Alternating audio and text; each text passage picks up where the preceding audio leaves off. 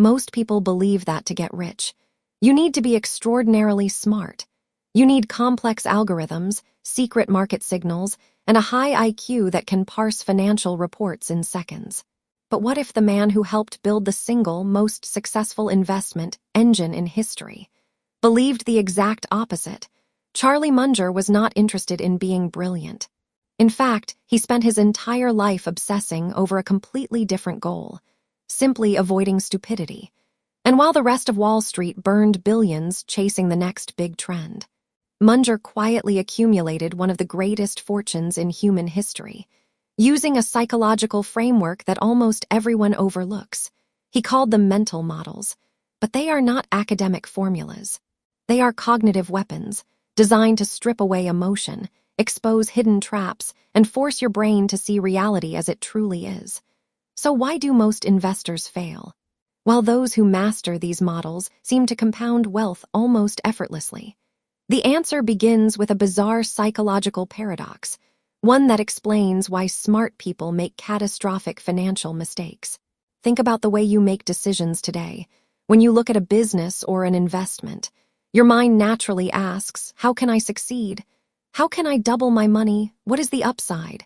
It sounds logical, right? But to Charlie Munger, that is precisely where the disaster begins.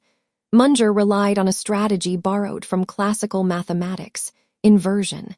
Instead of asking how to win, he always asked a far more uncomfortable question: how could this completely fail? Imagine you are planning a journey across a treacherous landscape. The average person draws a map of the shortest path to the treasure, but the master strategist does something entirely different. He maps out every cliff, every swamp, and every place where others have fallen to their death. He does not try to be heroic.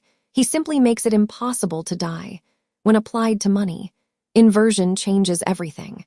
Most financial ruins do not happen because people did not try to make money. They happen because people failed to invert, blindly walking into obvious traps like high leverage, toxic business models, or unmanageable risk. As Munger famously said, "Tell me where I am going to die, so I never go there." And yet, avoiding failure is only the first layer of the puzzle, because even if you know where the traps are, how do you evaluate a business when the world is constantly changing? This brings us to a hidden mechanism that Munger uncovered deep inside corporate economics, a concept that separates short-term hype from decade-long compounding. When most people evaluate a company, they look at current earnings. They look at revenue growth, stock charts, and quarterly headlines. They see a company making billions today and assume it will keep making billions tomorrow. But Munger saw through this illusion. He knew that in a free market economy, high profits act like a massive pile of blood in open water. It instantly attracts sharks, competitors, copycats, and disruptors, all hungry to tear away those profit margins until nothing is left. So how do a tiny fraction of companies survive and continue growing year after year, decade after decade? The answer lies in what Munger and his partner Warren Buffett termed the economic moat. Picture a medieval castle. It does not matter how grand or rich the castle is inside. If it has no moat, an invading army will eventually breach the gates and plunder its treasure. In business, that castle is your capital, and the moat is the structural defense that keeps competitors at bay. It could be a powerful brand that grants pricing power, like a brand people gladly pay double for, even when cheaper alternatives exist. It could be switching costs, where leaving a software system is so painful that customers stay forever. Or it could be scale economics, where a company grows so massive that no one can replicate its cost efficiency. Munger realized something profound. Without a durable moat, high profits are just a temporary illusion. But here is where the plot thickens. Even if a business has a strong moat, most investors still manage to ruin their returns. Why? Because they fall victim to a subtle mental trap. A trap that feels completely natural, yet destroys long-term wealth. It is the illusion of activity. Our brains are hardwired for motion. When we see volatility, market crashes, or rapid news cycles, our survival instincts scream at us to act. We want to buy, sell, tweak, and adjust. We feel guilty doing nothing. Munger identified this psychological flaw and countered it with a radical mental model: circle of competence. Imagine drawing a circle on a piece of paper. Inside that circle are the few industries, businesses, and concepts you truly, deeply understand. Not because you read a headline yesterday, but because you know their economics inside and out. Outside that circle lies everything else: an infinite ocean of noise, speculation, and complexity. The secret to Munger's success was not the size of his circle, but his absolute, uncompromising discipline to stay strictly inside it. He understood that you do not need to understand every industry. You do not need an opinion on technology, crypto, biotech, and macroeconomics all at once. You only need to be right on a few simple, predictable opportunities, and have the patience to sit on your hands for years while waiting for them. In fact, Munger often remarked that the big money is not in the buying or the selling, but in the waiting. Yet, staying inside your circle requires something that modern society aggressively discourages. It requires mastering a biological instinct that has governed human survival for thousands of years.